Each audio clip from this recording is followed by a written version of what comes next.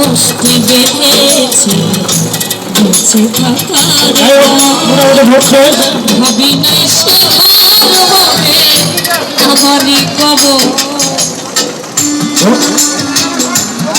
নৌকাটা ভাই একটু দাঁড় করে দেন ভাই। যাই হোক ভোট মোটামুটি শেষ, কিন্তু আমরা যারা ভ্রমণ আছি আমরা কোনো খাওয়া পাইলাম না। কিন্তু জেলা পরিষদে ভোট দিলাম, আমি ছিলাম লাইন ম্যানে, খালি লাইন ধরাইতেছি সুন্দরভাবে যাতে ভোটটা ভালোভাবে কাজটা হয়। এ ভোটে নিয়ে আসেন, খাতা ভোটে নিয়ে আসেন ভাই।